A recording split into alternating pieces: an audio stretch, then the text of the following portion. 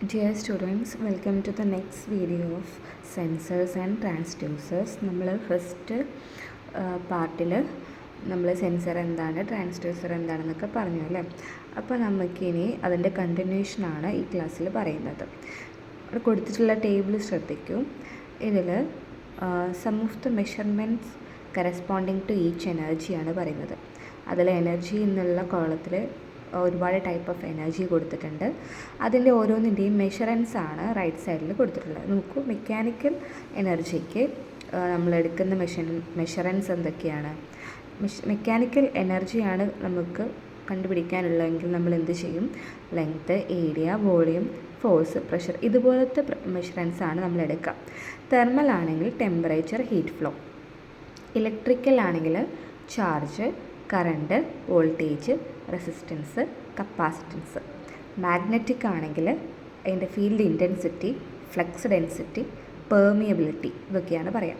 Radiant ആണെങ്കിൽ intensity, phase, refractive index, wavelength ഇത്തരം കാര്യങ്ങളാണ് കാൽക്കുലേറ്റ് ചെയ്യുക. നെക്സ്റ്റ് കെമിക്കൽ ആണെങ്കിൽ കോൺസെൻട്രേഷൻ, റിയാക്ഷൻ, റേറ്റ് ഇത്രയും pH ഇത്രയാണ് അതിൽ മെഷറൻസ് നമ്മൾ കാൽക്കുലേറ്റ് ചെയ്യുന്നത്. അടുത്തതായിട്ട് പറയുന്നത് ക്ലാസിഫിക്കേഷൻ ഓഫ് സെൻസേഴ്സ് ആണ്. ചില ക്രൈറ്റീരിയൻ്റെ ബേസിൽ നമ്മൾ സെൻസേഴ്സ് ക്ലാസിഫൈ ചെയ്യുന്നുണ്ട്. അപ്പോൾ അതെന്തൊക്കെയാണെന്നുള്ളതാണ് പറഞ്ഞിട്ടുള്ളത്. അതായത് based on the principle of operation, അതിൻ്റെ പ്രിൻസിപ്പിൾ ഓഫ് ഓപ്പറേഷൻ്റെ ബേസിൽ അത് ക്ലാസിഫൈ ചെയ്തിട്ടുണ്ട്. നെക്സ്റ്റ് അതിൻ്റെ എനർജി റിക്വയർമെൻറ്റിൻ്റെ ബേസിൽ, നെക്സ്റ്റ് മെറ്റീരിയൽ ആൻഡ് ടെക്നോളജി എങ്ങനെയാണ് യൂസ് ചെയ്തിട്ടുള്ളത് എന്നുള്ളതിൻ്റെ ബേസിൽ, ദെൻ ആപ്ലിക്കേഷൻ ബേസ്ഡ് ക്ലാസിഫിക്കേഷൻ്റെ ബേസിൽ, ദെൻ പ്രോപ്പർട്ടി ബേസ്ഡ് ക്ലാസിഫിക്കേഷൻ. ഇത്രയും കാറ്റഗറിയിലുള്ള ഒരു ക്ലാസിഫിക്കേഷനാണ് ക്ലാസിഫിക്കേഷൻ ഓഫ് സെൻസേഴ്സിൽ വരുന്നത്. ഇനി നമുക്ക് ആ പോയിൻ്റ് എന്നുള്ള ഡീറ്റെയിൽ ആയിട്ട് നോക്കാം, ഓരോ പോയിൻറ്റ്സും. ഫസ്റ്റ് പോയിൻ്റ് നമ്മൾ പറഞ്ഞിട്ടുണ്ടായിരുന്നു ബേസ്ഡ് ഓൺ ട്രാൻസ്ഡക്ഷൻ പ്രിൻസിപ്പിൾ അല്ലേ. അതിലെന്താ പറയുന്നതെന്ന് നോക്കാം. The transduction principle is the basic criteria which should be followed for a systematic approach of classification. ക്ലാസിഫിക്കേഷൻ്റെ ഒരു സിസ്റ്റമാറ്റിക് അപ്രോച്ചിൽ നമ്മൾ ബേസിക്കായിട്ട് പറയുന്ന ഒരു ക്രൈറ്റീരിയയാണ് ഈ ട്രാൻസ്ഡക്ഷൻ പ്രിൻസിപ്പിൾ എന്ന് പറയുന്നത്. This classification is based on the method used in the process of converting measurement into usable output. ഇതിലെന്താ പറയുന്നതെന്ന് വെച്ചിട്ടുണ്ടെങ്കിൽ ഏത് മെത്തേഡ് യൂസ് ചെയ്തിട്ടാണ് നമ്മൾ മെഷറൻറ്റിനെ ഒരു യൂസബിൾ ഔട്ട്പുട്ടിലേക്ക് കൺവേർട്ട് ചെയ്യുന്നത് എന്നാണ് ഈ ഒരു പ്രിൻസിപ്പിളിൽ പറയുന്നത്. Next classification base active or passive transducers. ഒരു ട്രാൻസ്ഡ്യൂസറിൻ്റെ എനർജി റിക്വയർമെൻറ്റ്സ് അനുസരിച്ചിട്ട് അതിനെ രണ്ട് രീതിയിൽ ക്ലാസിഫൈ ചെയ്തിട്ടുണ്ട്: active transducers and passive transducers. അതിൽ ആക്റ്റീവ് ട്രാൻസ്ഡ്യൂസേഴ്സ് എന്താണെന്ന് നോക്കാം. ഇതിന് ആക്റ്റീവ് ട്രാൻസ്ഡ്യൂസേഴ്സിന് എക്സ്റ്റേണൽ പവർ സപ്ലൈ ഒന്നും കൊടുക്കാതെ തന്നെ അതിനെ ഓപ്പറേറ്റ് ചെയ്യാനായിട്ട് പറ്റും. അതുകൊണ്ട് തന്നെ അതിനെ സെൽഫ് ജനറേറ്റിംഗ് ട്രാൻസ്ഡ്യൂസേഴ്സ് എന്നാണ് പറയുന്നത്. അതിന് എക്സാമ്പിളാണ് തെർമോകപ്പിൾ. ഇനി എക്സ്റ്റേണൽ പവർ സോഴ്സ് അപ്ലൈ ചെയ്താൽ മാത്രം ഓപ്പറേറ്റ് ആവുന്നതാണ് പാസീവ് ട്രാൻസ്ഡ്യൂസേഴ്സ് എന്ന് പറയുന്നത്. അതിന് എക്സാമ്പിളാണ് LVDT. ഇത് ക്ലിയർ ആണെന്ന് വിചാരിക്കുന്നു. അടുത്ത ടോപ്പിക്ക് പറയാം. അടുത്ത ക്ലാസിഫിക്കേഷൻ ബേസ് ചെയ്തിട്ടുള്ളത് മെറ്റീരിയൽ ആൻഡ് ടെക്നോളജിയിലാണ്. താഴെ ഒരു ടേബിൾ കൊടുത്തിട്ടുണ്ട്. അതിൽ കൊടുത്തിട്ടുള്ളത് എമേജിങ് സെൻസർ ടെക്നോളജീസും അതിൻ്റെ അപ്ലിക്കേഷൻസും ഒക്കെയാണ്.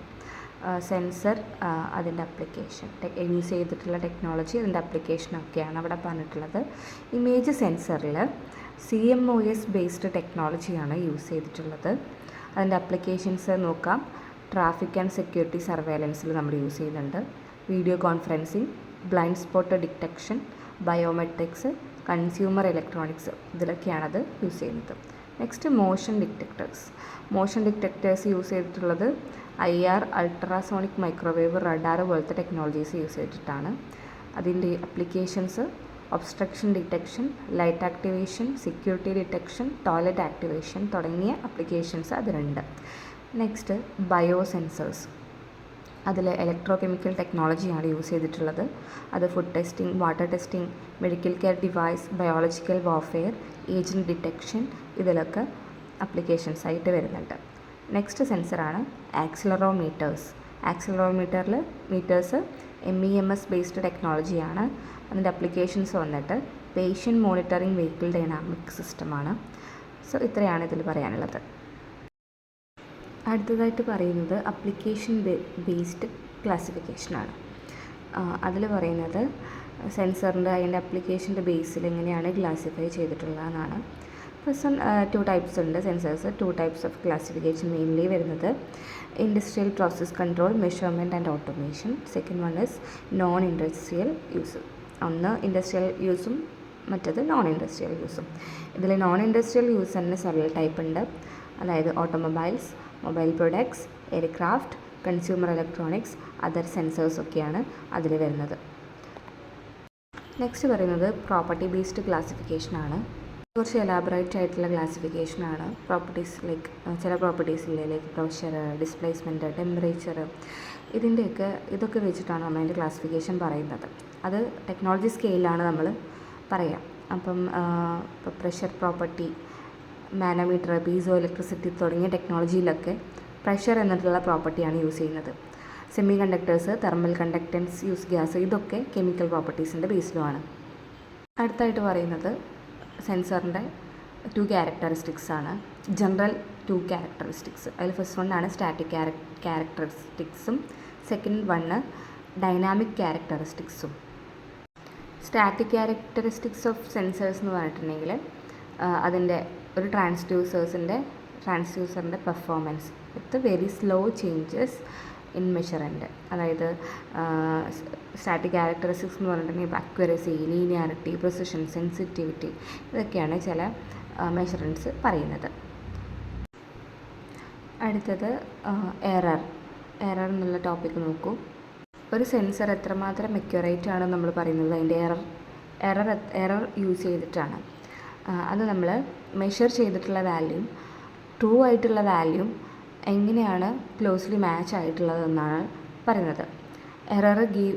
എറർ നമുക്ക് ഈ ഒരു ഇക്വേഷൻ വെച്ചിട്ടാണ് പറയുന്നത്. അതായത് EA = XM - XT divided by X1 × 100 ഇങ്ങനെയാണ് പറയുന്നത്.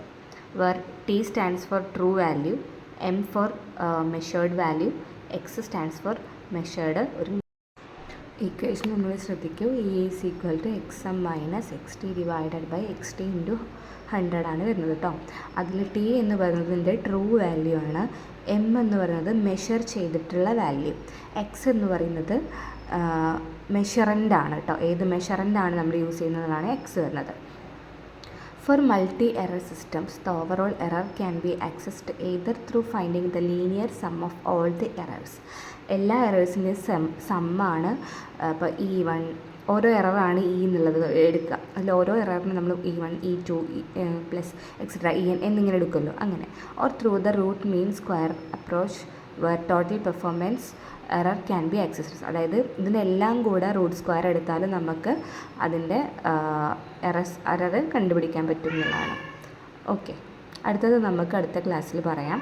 അതുവരെയുള്ള നിങ്ങൾ എഴുതിയിട്ടുള്ള നോട്ട്സ് പഠിച്ചിട്ട് വരിക, നോട്ട്സ് എഴുതിയിട്ട് വരിക കേട്ടോ. ഓക്കെ, ഇതിനെ ബേസ് ചെയ്തിട്ടുള്ള ആക്ടിവിറ്റീസ് നമുക്ക് ക്ലാസ്സിൽ ചെയ്യാം. അപ്പോൾ അടുത്ത ക്ലാസ്സിൽ കാണാം. താങ്ക്